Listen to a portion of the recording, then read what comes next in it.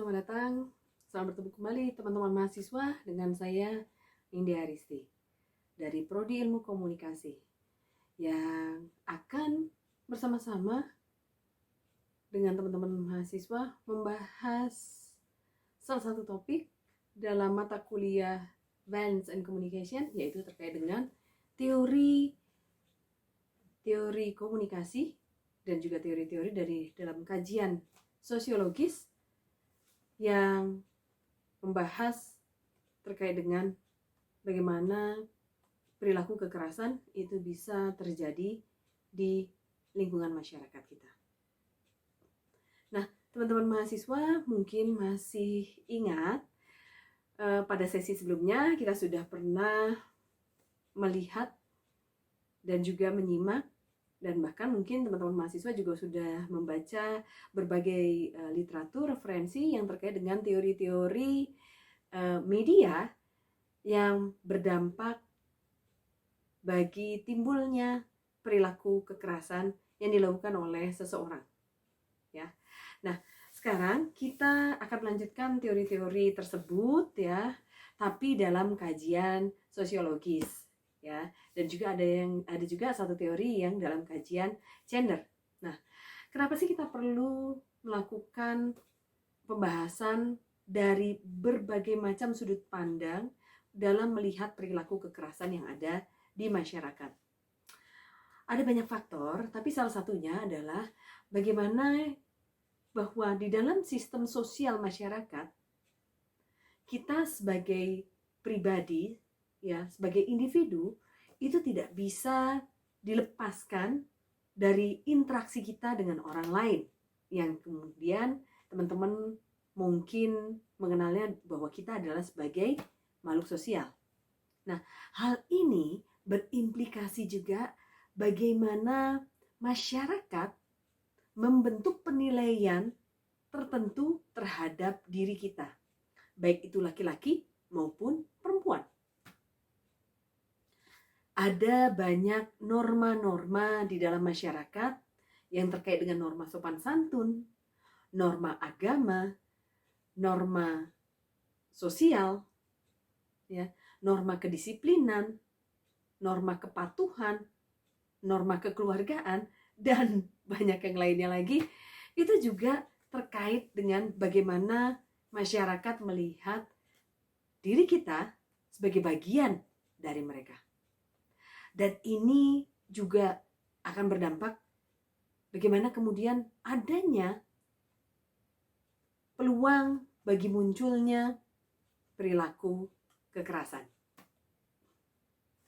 Ya, ada beberapa kasus ya, kalau teman-teman udah baca, udah pernah melihat atau googling gitu ya, ada beberapa kasus di mana kasus pelecehan maupun juga kasus kekerasan itu lebih banyak menimpa kepada perempuan. Walau tidak dapat dikatakan bahwa kasus yang sama atau yang serupa tidak pernah mungkin dialami oleh laki-laki. Tidak. Laki-laki juga pernah mengalami kasus kekerasan, ya, kasus pelecehan, ya. Namun dari jumlah yang ada, baik itu ada di Indonesia maupun di negara-negara lain, maka kita bisa melihat sama-sama bahwa angka kekerasan terhadap perempuan di Indonesia setiap tahunnya itu semakin meningkat. Ini tentu menimbulkan keprihatinan bagi diri kita, ya. Dan kita juga mungkin bertanya-tanya, kenapa kok bisa perempuan yang sering kali dilakukan atau mengalami perilaku kekerasan? Untuk bisa mengerti dan memahami hal tersebut, maka ada beberapa peneliti ya yang sudah melakukan penelitian selama bertahun-tahun ya, yang terkait dengan bagaimana posisi perempuan di dalam masyarakat ya. Nah, untuk teman-teman mahasiswa yang laki-laki, jangan berkecil hati, ini teori juga dapat diaplikasikan kepada laki-laki juga ya. Namun jika melihat dari angka kekerasan terhadap perempuan, maka memang betul teori-teori kekerasan yang ada itu lebih didominasi untuk membuat posisi perempuan itu menjadi penting dan setara dengan laki-laki untuk dibahas di dalam ilmu sosial maupun disiplin ilmu pengetahuan yang ada. Oke.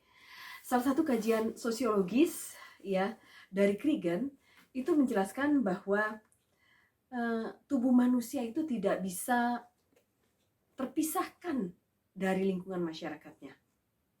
Ya, dan bahkan Kriegen menyatakan bahwa tubuh manusia itu bisa dikaji melalui dalam 4 hal. Yang pertama, kita dapat merelasikan kehidupan sosial kita atau faktor sosial kita dengan keberadaan tubuh kita. Ya.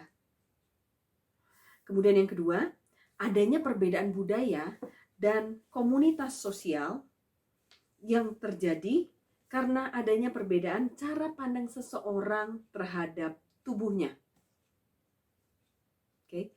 Yang ketiga, kita melihat bahwa tubuh sebagai bagian dari formasi perubahan sosial yang bergerak secara cepat, yang mana tubuh itu akan selalu menghadapi ketegangan setiap waktunya. Dan yang keempat, tubuh sebagai proses intensifikasi sosial, yang dimana ini artinya bahwa tubuh dapat dilihat menjadi objek yang terbagi atau divisible objects, dan tubuh juga dapat menjadi property atau yang disebut commodification embodiment. Ya. Kriegen menyatakan bahwa jika tubuh manusia itu tidak bisa dimiliki oleh dirinya sendiri, ya, tapi kemudian ada faktor di mana lingkungan sekitar itu juga akan berpengaruh bagaimana tubuh kita ditampilkan. Nah, sebagai contohnya seperti ini teman-teman. Jika teman-teman mahasiswa mungkin pernah mengalami ya bahwa orang tua dari teman-teman itu kerap kali mengingatkan kepada teman-teman mahasiswa untuk mengenakan atau menggunakan pakaian yang sopan, pakaian yang tertutup, ya, pakaian yang layak jika teman-teman mahasiswa mau keluar dan beraktivitas di luar rumah. Ya. Tentu pernah ya dikomentarin sama orang tuanya, ya kan? Pernah. Aduh, masa pakai baju modelnya seperti itu? Ya, pernah? Nah, ini adalah salah satu contoh di mana kajian sosiologis tadi yang disampaikan oleh Kriegen itu dapat diterapkan, ya, bahwa Anda, teman-teman mahasiswa, dalam pemilihan baju pun itu juga memiliki sebuah nilai tertentu, norma tertentu yang ditularkan dari orang tua teman-teman. Ya.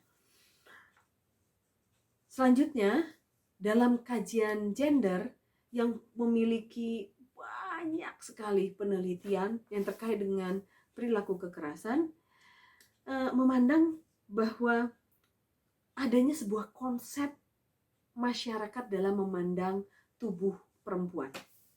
Ya.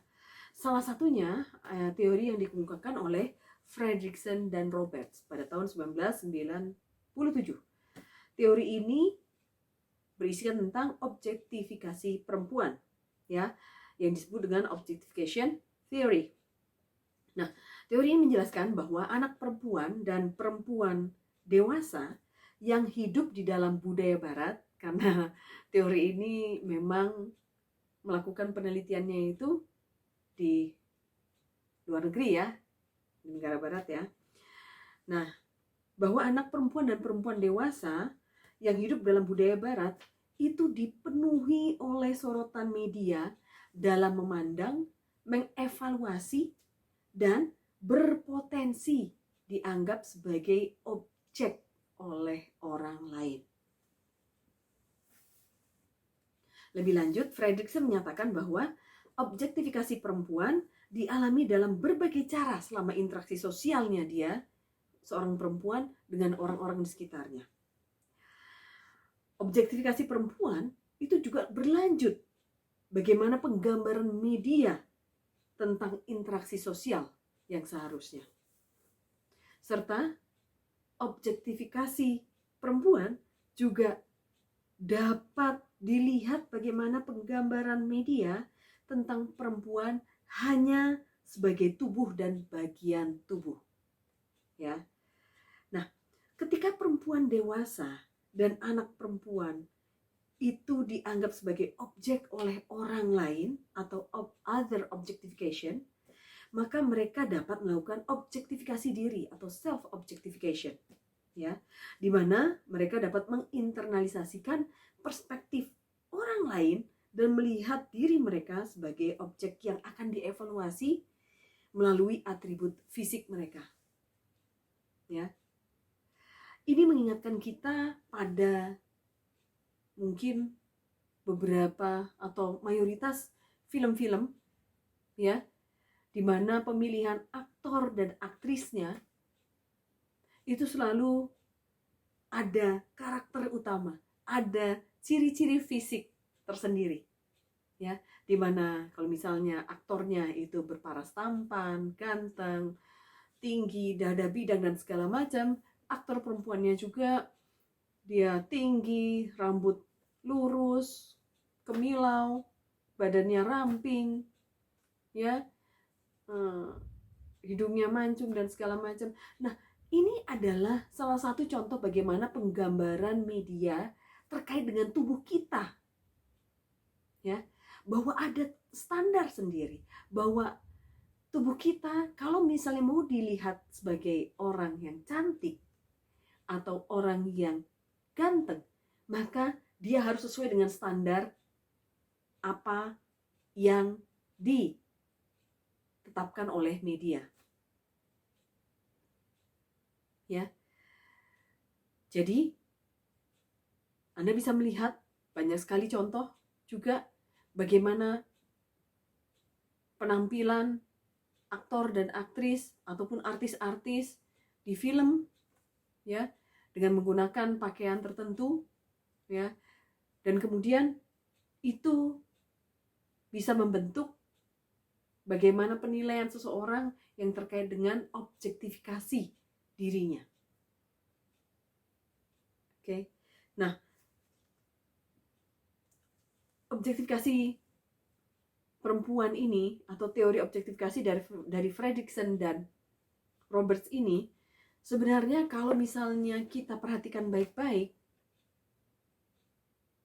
kita menjadi bahan oleh orang lain untuk dinilai dan dievaluasi terkait dengan hal-hal fisik yang ada di diri kita. Ya. Ada beberapa penelitian dari Lennon dan Johnson pada tahun 2016 yang menyatakan bahwa seorang perempuan yang mengenakan pakaian terbuka yang menampilkan sebagian tubuhnya cenderung akan mengalami objektifikasi seksual dari orang lain, ya. Dan kecenderungan ini pun semakin diperkuat jika di dalam masyarakat itu berlaku nilai-nilai tertentu terhadap bentuk tubuh perempuan. Ya, misalnya seperti tadi, bahwa perempuan yang cantik adalah perempuan yang kurus, kulit putih, ramping, rambutnya tergerai dengan indah dan segala macam.